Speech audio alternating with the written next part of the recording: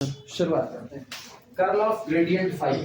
अच्छा, gradient phi ये तो याद है ना सबको, क्या है कि ये भी भूल गए 2 दिन में। ग्रेडियंट फाई वो छोड़ो, ग्रेडियंट फाई क्या है? ग्रेडियंट ऑफ फाई, फाई एक स्केलर पॉइंट फंक्शन है और ग्रेडियंट उसमें होने वाला मैक्सिमम चेंज है जो हमेशा सतह के परपेंडिकुलर मिलता है। ये याद है ना? हाँ, मेन ये सारी बातें ना, बाकी सब किनारे, फार्मूला सब किनारे, मेन मतलब जो इसका है वो यही है कि ग्रेडियंट कौन होता है? वो आपके स्केलर पॉइंट फंक्शन में होने वाला मैक्सिमम चेंज होता है जो सतह पे कैसा मिलता है? परपेंडिकुलर मिलता है। ठीक, और परपेंडिकुलर कौन सी डायरेक्शन होती है? Unit normal vector N cap की डायरेक्शन होती है। तो कोई पूछे ये कहां मैक्सिमम होगा? एन कैप की डायरेक्शन में ये कैसा होगा? मैक्सिमम। और डायरेक्शनल डेरिवेटिव कौन होते हैं? डायरेक्शनल डेरिवेटिव इसके कंपोनेंट होते हैं। ठीक, इसके कंपोनेंट होते हैं। ठीक, डायरेक्शनल डेरिवेटिव कैसी क्वांटिटी है? स्केलर क्वांटिटी है। ये कैसी क्वांटिटी है? वेक्टर क्वांटिटी है। क्यों? क्योंकि पर्टिकुलर एक ही दिशा में मैक्सिमम मिलेगा और डायरेक्शनल डेरिवेटिव उनके लिए ऐसी कोई बात नहीं कही जाती, वो केवल पर्टिकुलर डायरेक्शन में होने वाले चेंज होते हैं। चलो शुरुआत करते हैं। लिखना सबसे पहले अंदर वाले को डील करो। ग्रेडियंट ऑफ फाई क्या होता है? लिखना ग्रेडियंट ऑफ फाई, प्रूफ इसका ले रहे हैं।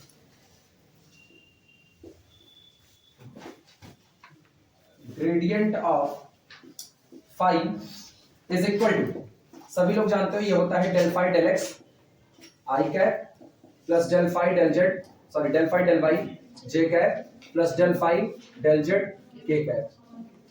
जिनको दिक्कत लगे वो लोग ये याद करें, ग्रेडियंट ऑफ फाई को हम लोग लिखते हैं, gradient of phi is equal to nabla operated on phi, और नेबुला का मतलब होता है del del x i cap plus del del y j cap plus del del z k cap. और ये लोग ऑपरेट करते हैं किस पर? फाई पर। नेबुला कौन है? डिफरेंशियल ऑपरेटर है, तो फाई को क्या करेगा? डिफरेंशिएट करने का काम करेगा, एक्स के रिस्पेक्ट में, वाई के रिस्पेक्ट में और जेड के रिस्पेक्ट में। क्लियर है? तो इसका मतलब gradient of phi is equal to this, सामने मौजूद है। अब लिखना now curl of gradient phi, curl of gradient phi is equal to, सभी लोग जानते हो कर्ल का मतलब होता है आप nabla cross gradient phi, nabla cross gradient phi. Clear है? और ये क्या बनेगा? This is equal to nabla cross i cap del del x plus j cap del del y plus k cap del del z cross i cap del phi del x plus j cap del phi del y plus k cap del phi del z लिख सकते हैं। लेकिन याद करो दो vector, vector A cross vector B, इनका cross product, determinant आई cap J cap K cap a1 a2 a3, जहां vector A के कंपोनेंट है a1 a2 और a3 और वेक्टर बी के कंपोनेंट b1 b2 b3। तो क्या मेरे पास दो वेक्टर लिखे गए हैं कि नहीं? तो ये हो गया वेक्टर ए, ये हो गया वेक्टर बी, यानी this is equal to I cap J cap और कितना हो गया? के कैप। पहले वेक्टर ए का कंपोनेंट डेल डेल एक्स, अगला कौन? डेल डेल वाई, अगला कौन? Del del Z. ये हुआ इसके component del phi del X, अगला कौन होगा? डेल फाई डेल वाई, अगला कौन? Del phi del Z. कहीं छूट? अच्छा, डेल फाई डेल जेड, ये रहा मेरा डिटरमिनेंट, नोट करो।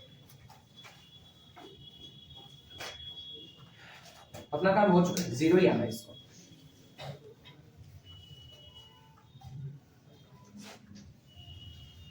फिर बता रहे हैं लापरवाही कोई नहीं करेगा, हर एग्जाम टला हुआ है, अपने लोगों को लापरवाही नहीं करनी, लंबा सफर तय करना है ना। न्यूमेरिकल हम लोग ज्यादा ही लगाते हैं, कम लगाते नहीं हैं, तो ऑब्वियस सी बात है टाइम हम लोगों को चाहिए और हम लोग इसी टाइम पर ऐसे ही जमे रहेंगे जैसे जमे हुए हैं, पूरा खत्म करेंगे। उसके बाद अगर यूनिवर्सिटी से ऐसी कोई नोटिस आती है कि सेकेंड सेमेस्टर की क्लासेस स्टार्ट की जाए तो कंटिन्यू कर लेंगे, लेकिन ये निपटाएंगे अपना जैसा चल रहा है एज इट इज, क्योंकि पहले सेमेस्टर का नॉलेज अभी, अब तुमको ना एरिया सरफेस वॉल्यूम उसको पढ़ाने का टाइम हो चुका है। एरिया सरफेस वॉल्यूम के लिए ट्रेसिंग पूरी पढ़ा देंगे। एक बार सुनो, इसलिए भी जरूरी है कर्व ट्रेसिंग, इसलिए इतनी जरूरी है, कर्व ट्रेसिंग अगर आती है तब आप जा करके एक पेपर आता है स्टैटिक्स डायनामिक्स, स्थिति विज्ञान गति विज्ञान, उसमें जो आपका स्थिति विज्ञान का पेपर है स्टैटिक्स, स्टैटिक्स के पेपर में तुमको एक चैप्टर पढ़ना पड़ेगा जिस चैप्टर का नाम है सेंटर ऑफ ग्रेविटी, गुरुत्व केंद्र। वहां जब जब तुमको सेंटर ऑफ ग्रेविटी निकालनी पड़ेगी तब तक तुमको कर्व को ट्रेस करना पड़ेगा। आता है तो सीधे कर्व लिख करके पार कर जाओगे।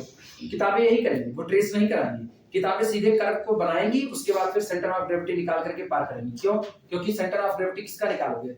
सरफेस ऑफ रिवॉल्यूशन का, और वो तुमको मिलेगा कहाँ? यहाँ कैलकुलस वाले हिस्से में, इंटीग्रल के पोर्शन में, एरिया सरफेस वॉल्यूम में। वहां पर देखो एक जगह पर सरफेस रिवॉल्यूशन हुआ होगा, जहां पर आप सरफेस को घुमा करके कोई कर्व बना रहे हो। तो ये सारी बातें सेंटर ऑफ ग्रेविटी में काम देंगी।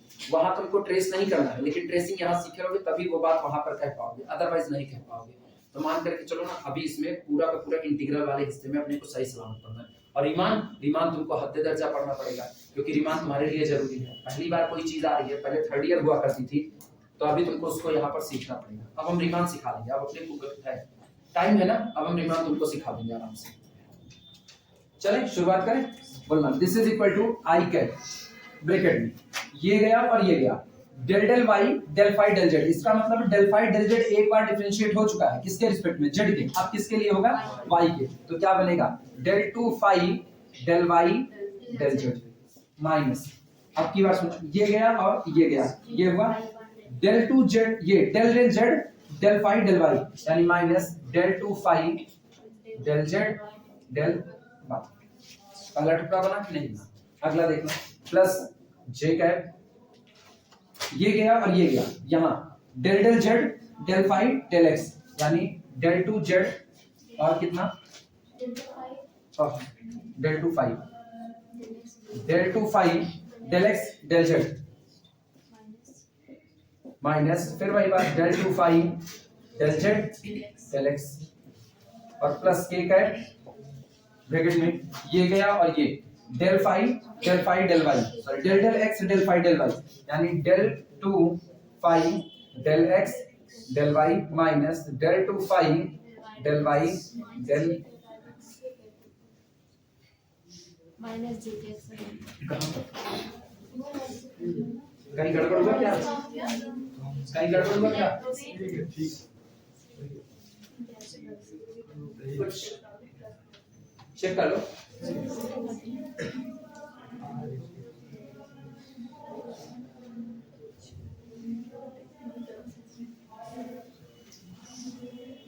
हम चेक करें क्रॉस चेकिंग क्या है।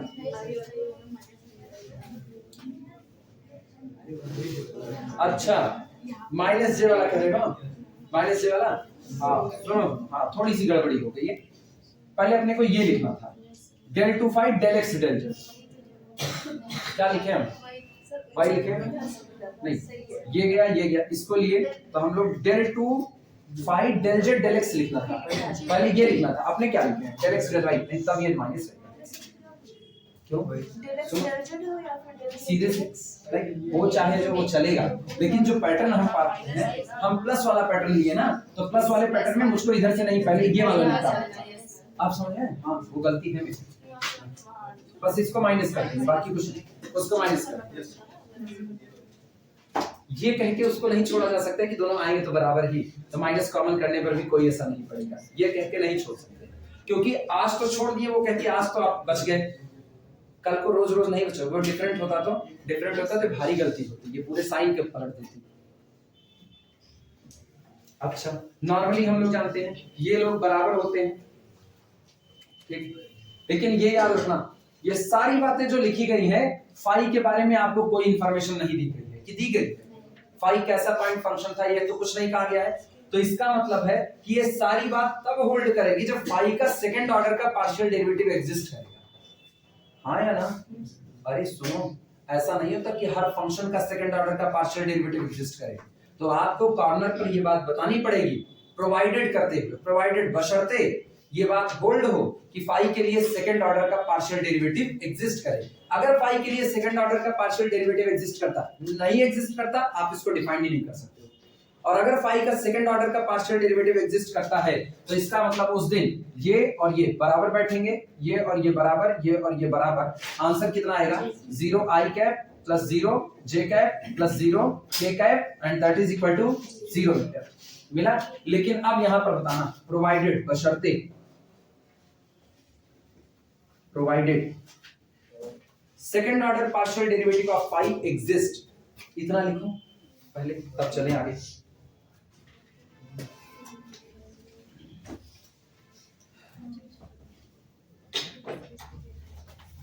नोट करो तब फिर चलते हैं। ये समझाने वाली बातें ऑफ रिकॉर्ड, जो नहीं आया उसको क्या जरूरत है। सॉल्यूशन। अच्छा, इसको अगर दूसरी भाषा में लिखा जाए, दैट इज अर्थात, तो क्या लिखा गया है दूसरी भाषा में? Nabla dot nabla cross vector A is equal to 0।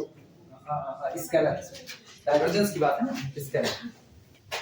चलो सबसे पहले वेक्टर ए को ले लेते हैं, a1 i cap plus a2 j cap plus a3 k cap. लिखना सॉल्यूशन में, take vector a is equal to a1 i cap plus a2 j cap plus a3 k cap. मान लिया कि माना वेक्टर a कौन है, a1 i cap plus a2 j cap plus a3 k cap. तो पहले curl निकाल लो।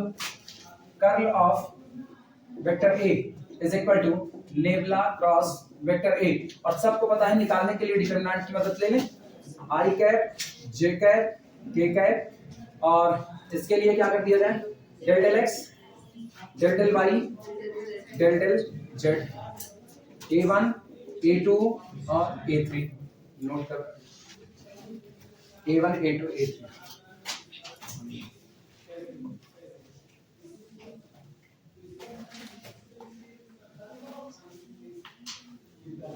चल शुरुआत से, this is equal to i cap, ये गया del a3 del y, del a3 del y।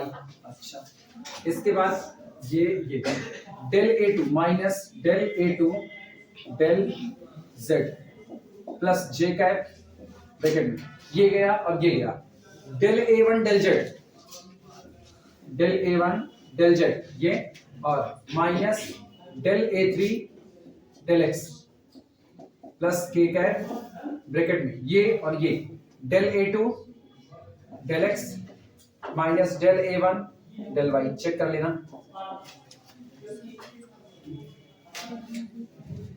सब सही सलामत। माइनस प्लस के साइन में, प्लस जे कि माइनस जे, प्लस जे, ठीक। अब बारी किसकी, डाइवर्जेंस की, और डाइवर्जेंस लेते हैं इसका।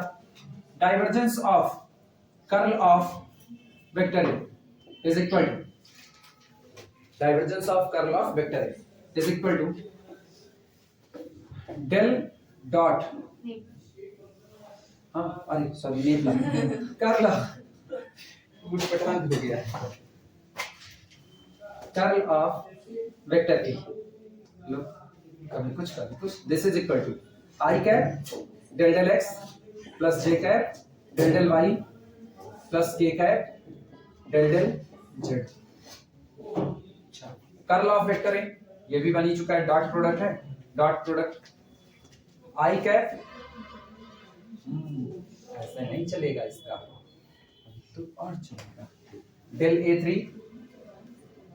Del y minus del a2 del z plus j cap del a1 del z minus del a3 del x plus k cap, यहाँ लिखते नीचे चलेगा, del a2 del x minus del a1 del y। चलो dot product लेते हैं, this is equal to i cap का बाकी सबके साथ 0 होगा, पहले वाले के साथ रहेगा। सुनो, ये जितना लिखा है इसको x के रिस्पेक्ट में डिफरेंशिएट कर दो, तो कितना लिखा जाएगा, सीधे सीधे बोलो, del del x of this यानी del 2 a3 del x del y minus del 2 a2 del x del z plus, अब की बार इनका, इसको y के लिए डिफरेंशिएट कर दो, del del y of this, तो कितना होगा, del 2 a1 del y del z minus del 2 a3 upon कितना, अपॉन क्या, फिर del y del x plus del del z of this यानी del 2 a2 del x, not del z del x minus del two A1 del Z del y, और कटेगा सब, ये नहीं कटेगा। Del two A3 del two A3, x Y कहो Y x कहो, कुछ ये खत्म। Del two A2 del two A2, ये इनसे खत्म और ये इनसे खत्म। काटने के तरीके बताते ना कौन किससे कटा हुआ है, और बराबर आया कितना 0 होगा, दिस इज इक्वल टू 0, और ये स्केलर 0 है। इसका मतलब कर्ल का डाइवर्जेंस कितना होता है 0 होता है। The divergence of curl always becomes 0।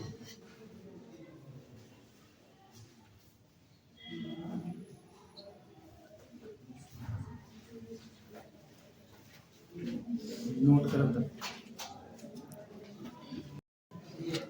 Prove that divergence of r to the power n vector r is equal to n plus 3 r to the power n।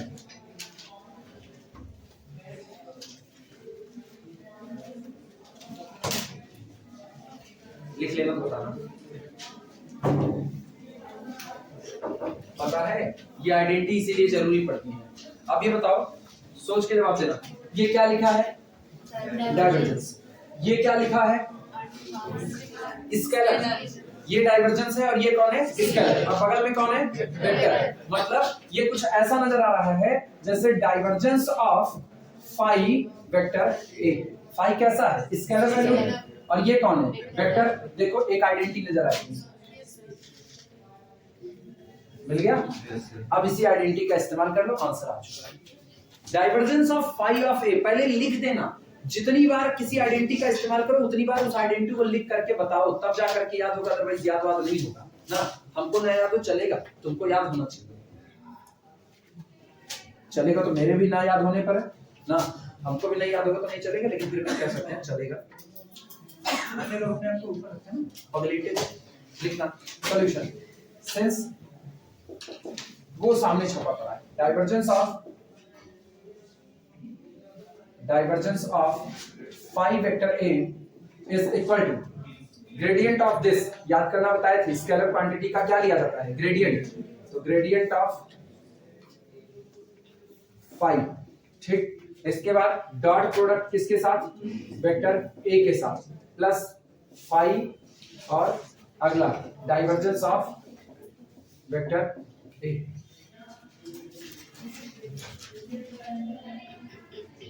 ठीक, क्या पुट किया जाए, जहां जहां पर वेक्टर कैपिटल ए है वहां वहां पर कितना पुट कर दे वेक्टर आर, और जहां पर फाई है उसकी जगह कितना पुट कर दे आर टू द पावर। लिखना take capital A is equal to vector r, take vector A is equal to vector r and phi is equal to r to the power N.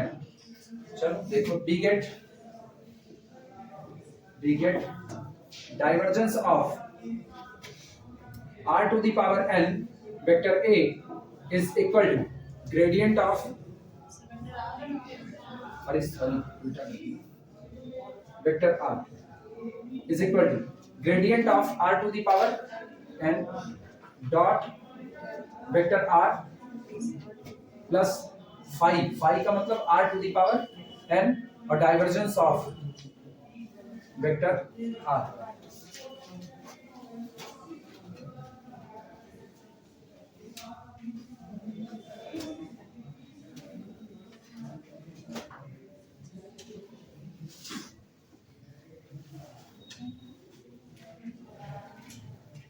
इधर इधर इधर इधर क्या लिखा है, हम कहते ना कभी भी इस्तेमाल हो सकता है। हम क्यों निकालने जाएं, हम gradient of r to the power n क्यों निकालना चाहे हम निकाल सकते हैं बिल्कुल। i cap del del x plus j cap del del y plus k cap del del z निकाल सकते हैं। तुमको निकालना हो तुम रखो पूरा ग्रेडियंट की वैल्यू रखो, i cap del del x plus j cap del del y plus k cap del del z हुआ, और r to the power n operate करा। फिर डॉट प्रोडक्ट लो किसके साथ वेक्टर r के साथ, वेक्टर r कौन होगा xi cap plus yj cap plus z k cap, आप लोग पूरा आएगा। उसके बाद आप ये भी निकालो, एक एक चीज निकालते जाओ। हमको क्या जरूरत है निकालने की, हम सीधा भी तो काम कर सकते हैं। मुझको पता है gradient of r to the power n का मतलब होता है, इसको ऐसा देखो ना जैसे लिखा है फंक्शन ऑफ r, ऐसा नजर आया है कि नहीं। तो ये क्या बनेगा, दिस इज इक्वल टू वो पढ़ो f डैश ऑफ r। तो इसका क्या डिफरेंशिएशन, इसका differentiation n into r to the power n minus 1 और ग्रेडियंट ऑफ कितने का, ग्रेडियंट ऑफ किसका, u, u का मतलब कौन, ग्रेडियंट ऑफ r। बना कि नहीं बना, और डॉट यहां देखना, dot vector r plus r to the power n। सबको पता है डाइवर्जेंस ऑफ r कितना होता है, डाइवर्जेंस ऑफ r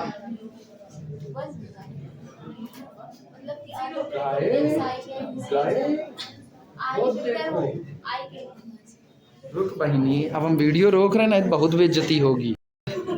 लिखना, इसकी वैल्यू सबको पता, हम लिख दे सीधे 3। अब इनके लिए बात करना, this is equal to n into r to the power n minus 1 और ग्रेडियंट ऑफ r की value vector r upon r और dot vector r plus r to the power n into 3।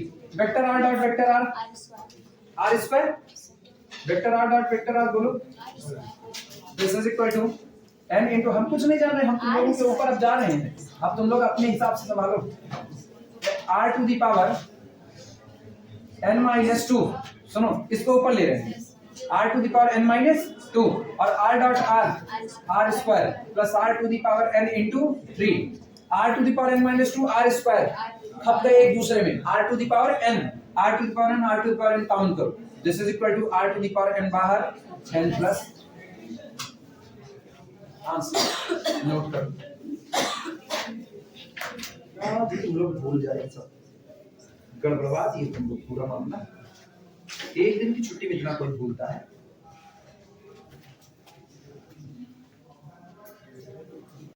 देखो क्या फेंका, अभी पोर्टल की जरूरत लगेगी। अब जान लो ना, फरवरी यही बीते कि उसके बाद गर्मी आएगी, फिर गर्मी में बैठ करके पढ़ोगे तो बहुत जरूरत लगेगी। Vector f is equal to, नहीं गर्मी आएगी ना, अपने लोग जब गर्मी में पड़ेंगे तो मनीष से कह के वहीं एक बाल्टी पानी रखवा देंगे, गुड़ रखवा देंगे, जब प्यास लगेगी गुड़ खाओ, पानी पियो, एनर्जी आएगी। Vector f is equal to x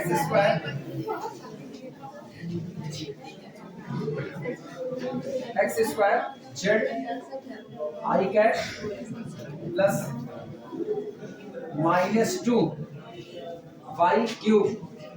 इसको ऐसा लिखने की क्या जरूरत है, -2 y क्यूब नहीं लिखते किताबों से, सीधे -2 y क्यूब,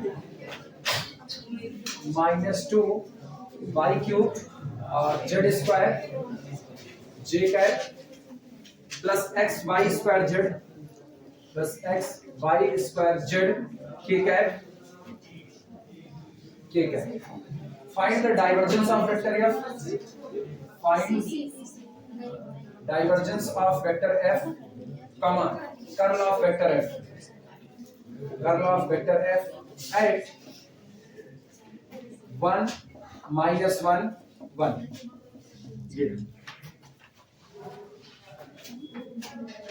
वेक्टर f दिया गया है x square z i cap -2 y cube z square j cap plus x y square z k cap, और कह रहे हैं आप इस दिए गए वेक्टर के लिए कर्ल और डाइवर्जेंस दोनों कैलकुलेट कीजिए एट द पॉइंट 1 minus 1 1 पर।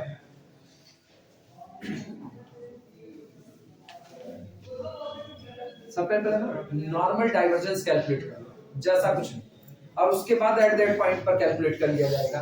देखना solution, divergence of vector f is equal to del dot vector f is equal to del कितना है i cap del del x plus j cap del del y plus k cap del del z, ये रहा dot x square z i cap -2 y cube z square j cap plus x y square z k cap.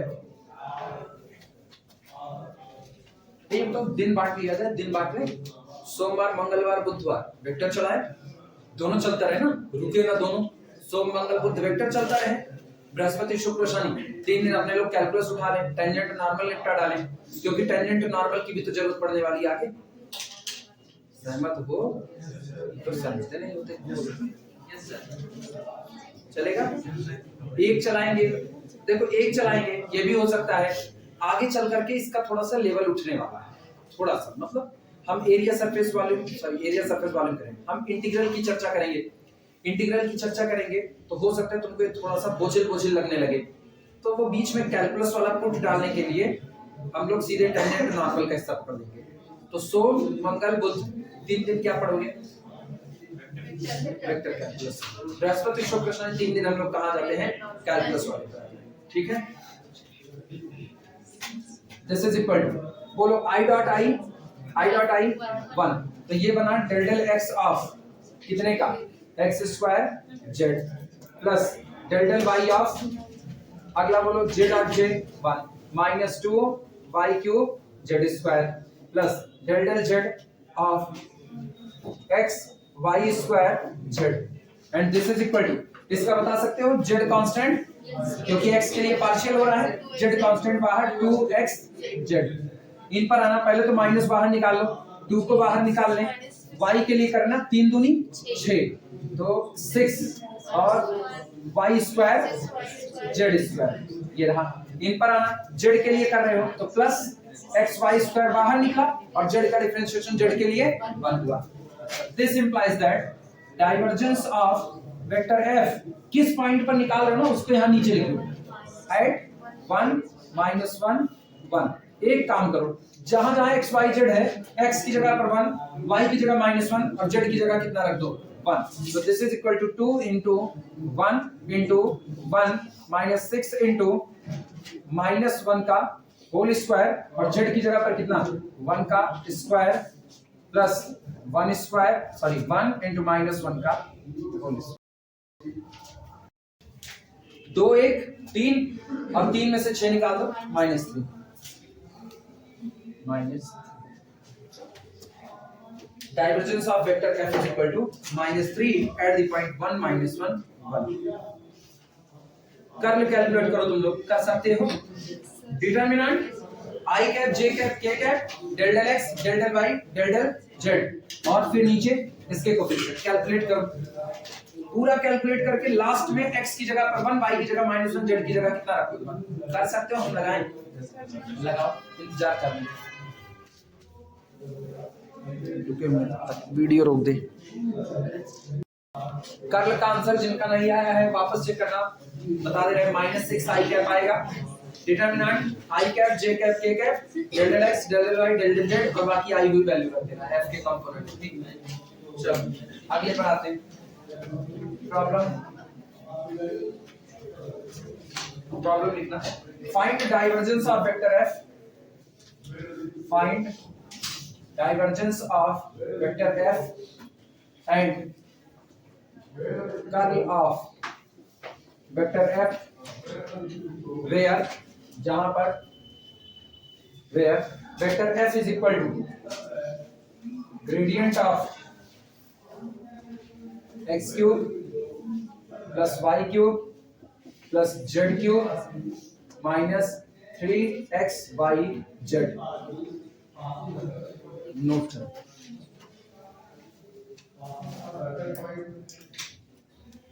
find the divergence of f and the curl of f where vector f आपको दिया गया gradient of this function।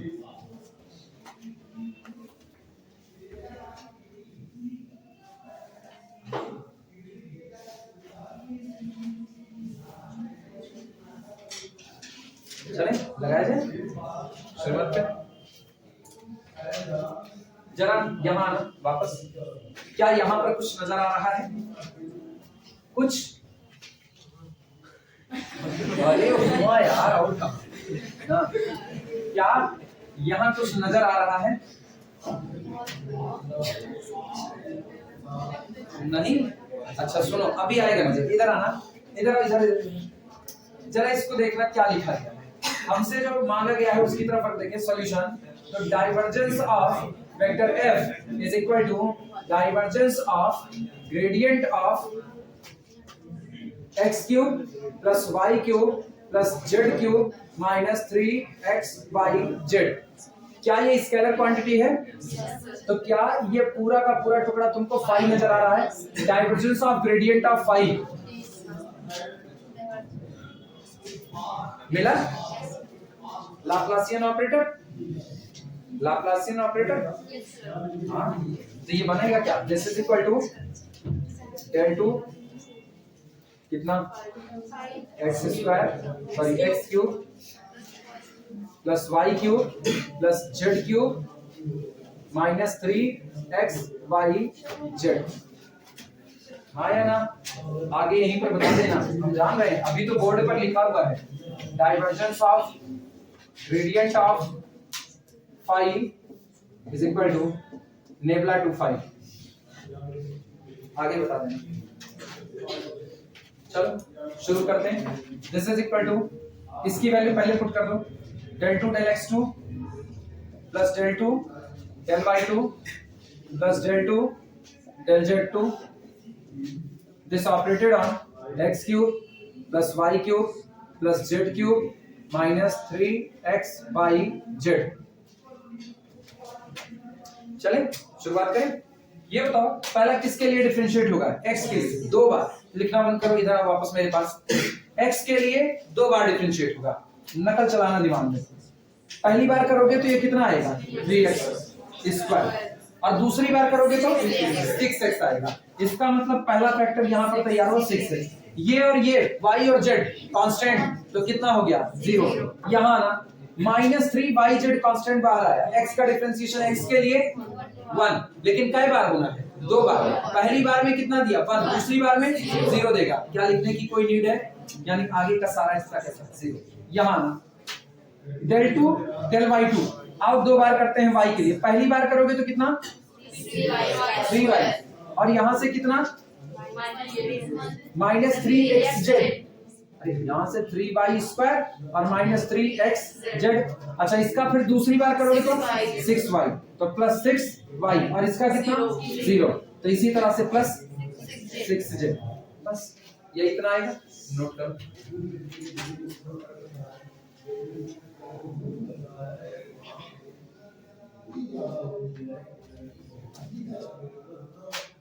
पूरा चाहे तो 6 common करके x plus y plus z ये कर देना।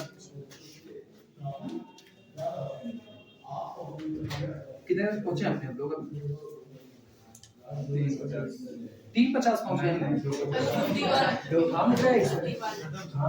हम तो गए यार, इतना तेज हम लोग चले गए, ये वक्त भाग गया कि हम लोग ठहर गए।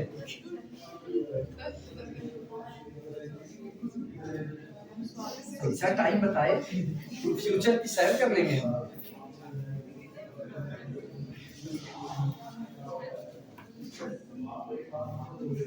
हो जाए तो बताना।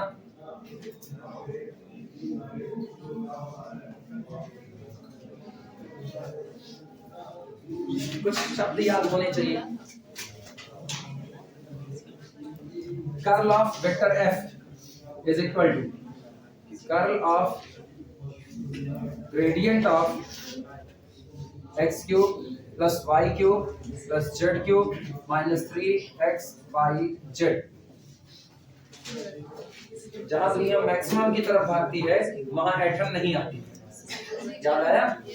जहां दुनिया मैक्सिमम गेन करना चाहती है वहां एटम नहीं होती है। ऐंठ करके किसी से मैक्सिमम नहीं ले सकते। कि ले सकते हो?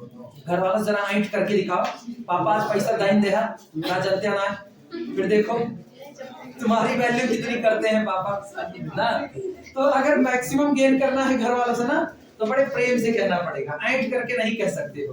तो ऐसी तारीख में मैक्सिमम गेन करने में ऐठन का होना क्या बन जाता है?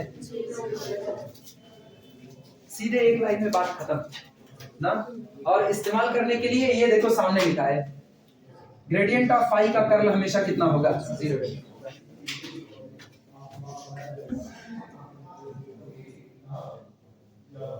कभी भी घर वालों से ऐंठ करके ना, मम्मी से अगर कुछ बनवाना है तो ऐंठ करके नहीं बना सकते। मम्मी आज बनाई, तू आज ना जनती ना, घर छोड़ के चला जा, चल चूल्ही भाट में जा, सीधे ना चले जाओ। कौन फर्क पड़ता है? अब प्रेम से करेंगे, मम्मी मम्मी आज बना, मम्मी बस आधे बना दे, कल ना मांगा। देखो कहाँ तू हरदम दरिद्रन खान को लेकिन बना दे, डांट बांट करके भी बना दे। हाँ वही, तभी तो हम ऐसे बता रहे हैं ना। अरे हमको अपने घर में सीधे ना मांगे कुछ मिलता उलता नहीं, हमको इसे रियाना पड़ता है, सब जा करके हमको किसी तरीके से मिलता है। त्रस्त किए मेरे घर वाले हमको पूरे तरीके से, तभी अब हम उनको त्रस्त करते हैं। तभी जो कहे तभी उल्टा हटा जाए। अच्छा यही रिकॉर्डिंग मेरे घर वाले सुन ले ना, तब मेरे घर वाले बताएंगे त्रस्त होना क्या होता है। हो गया तो हटाया जाए।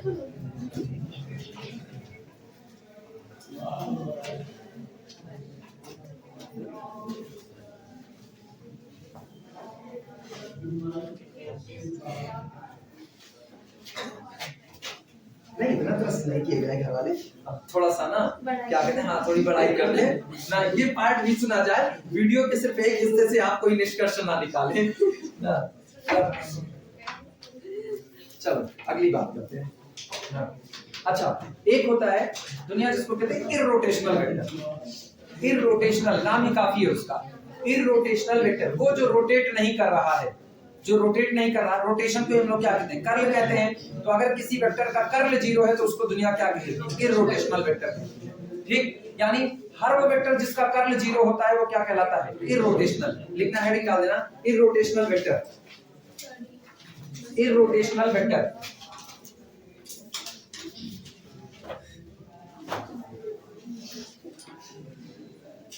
irrotational vector, irrotational vector लिखना। A vector f, a vector f is said to be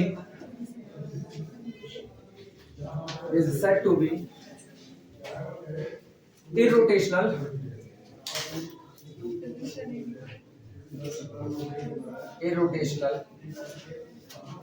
if, यानी curl of vector f is equal to 0 vector, that is अर्थात। अच्छा इसको अगर उससे नेबुला वाले हिस्से पे लिखा जाए क्या लिखेंगे, nabla cross vector f is equal to 0 vector. कोई दिया गया वेक्टर इररोटेशनल कहलाता है अगर उसका कर्ल कितना हो जाए, 0 हो जाए।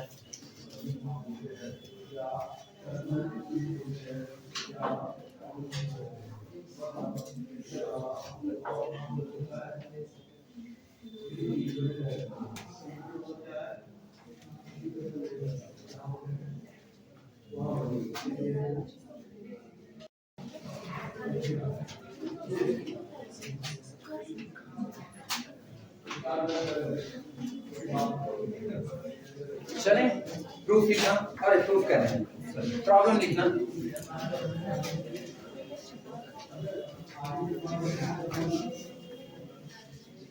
प्रॉब्लम लिखना, find the constant ABC, find the constant, find the constant A, B, C so that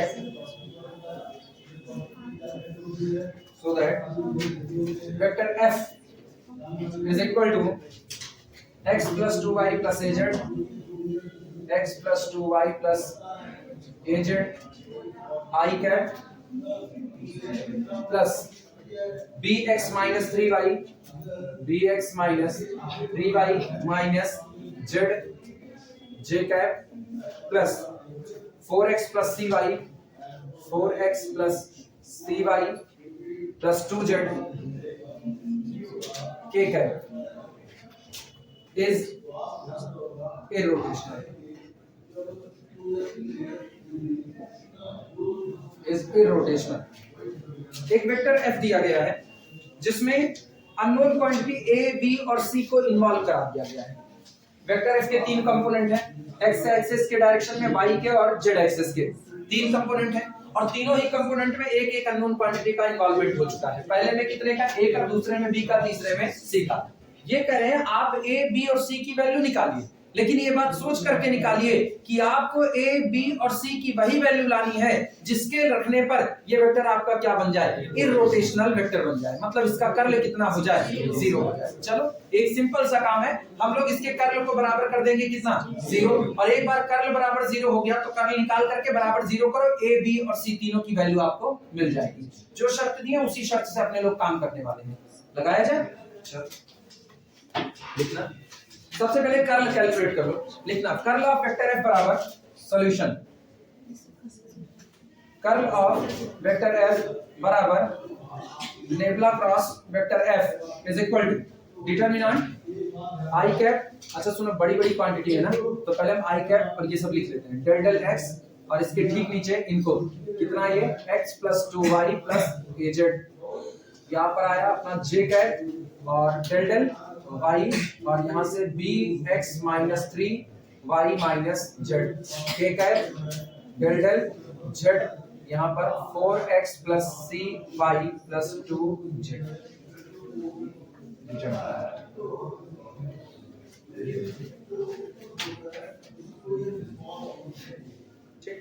चल डिफरेंशिएट करने की शुरुआत करते हैं। आई कैप, ये इनको किसके लिए डिफरेंशिएट करें, इसको x के लिए, और x के लिए करूंगी तो y और z का हिस्सा इधर इधर मेरे साथ आओ, x के लिए डिफरेंशिएट करो, y z का हिस्सा 0, इसका डिफरेंशिएशन b, ठीक। अच्छा इनको किसके लिए करेंगे, y के लिए करोगे, ये कितना 0। अच्छा सॉरी उल्टा करिए, सॉरी ये गया और ये गया, इसको करना है किसके लिए, y के लिए, ये 0 ये 0 c, अरे हमारे से रुको अब सही, इसको z के लिए करो, z के लिए करेंगे तो यहाँ से ये 0 केवल कितना माइनस, और माइनस माइनस प्लस, एक माइनस की वजह से प्लस j कैप, यहाँ आना, ये गया और ये गया, इनका डिफरेंशिएशन करो किसके रिस्पेक्ट में, z के, कितना आएगा a, ठीक। उसके बाद ये जा चुका, इसका डिफरेंशिएशन x के लिए कितना -4 प्लस k कैप, अब क्या ना, ये गया और ये गया, इसका डिफरेंशिएशन किसके लिए, x के लिए कितना b, और इनका y के लिए तो -2, ये अपना अभी तक करा है, क्लियर हुआ। ये कर्ल ऑफ वेक्टर f आ रहा है, लेकिन मुझको ABC की ऐसी वैल्यू चाहिए कि ये कैसा बना रहे, इररोटेशनल बना रहे, मतलब कर्ल ऑफ f कितना बना रहे, 0। पहले इतना लिख लो, लैंग्वेज बोलते हैं, फिर पहले इतना लिख लो,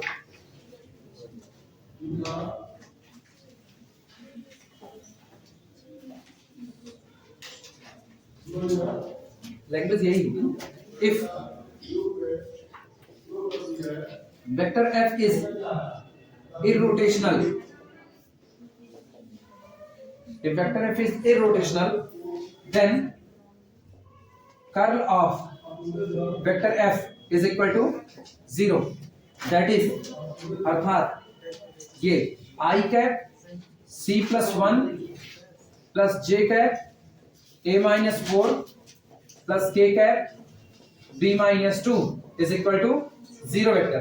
अच्छा ये बराबर 0 वेक्टर, मतलब ये सारे कंपोनेंट बराबर कितने, 0, और सारे कंपोनेंट बराबर 0, तो इसका मतलब अपने को क्या मिला, this implies that c plus 1 बराबर 0, a माइनस 4 बराबर 0, और b माइनस 2 बराबर 0, और सब बराबर 0, तो दिस इंप्लाइज दैट c बराबर -1, दिस इंप्लाइज दैट a बराबर 4 और b बराबर 2। लो आ गई value, a is equal to 4, b is equal to 2, c is equal to -1, लिख दे systematic, a is equal to 4, b is equal to 2 और c is equal to -1। इस value पर आपका ये वेक्टर हमेशा क्या बना रहेगा, इररोटेशनल, हमेशा। इसके अलावा कोई वैल्यू दोगे ना तो ये रोटेशनल वेक्टर हो जाएगा, इसके अलावा इसका कर्ल जिंदा, जिस वेक्टर में कर्ल जिंदा हो गया वो आपका कैसा वेक्टर होगा, रोटेशनल वेक्टर हो जाएगा।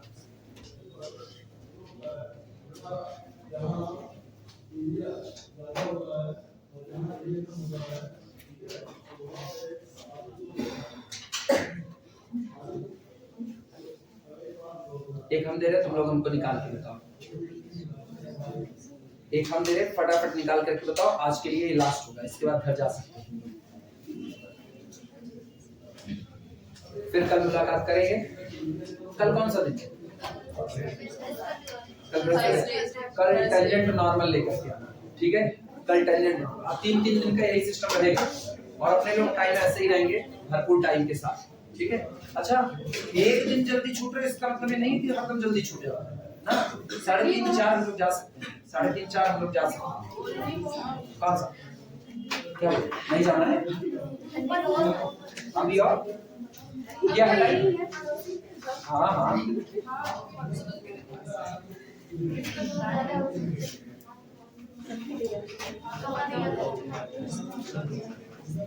लिखा।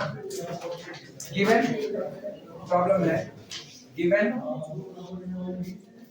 5 बराबर 2x³ y² z की 4,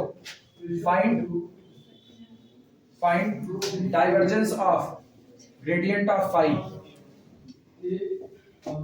find divergence of gradient of, जितनी जल्दी हो सके उतनी जल्दी निकालो।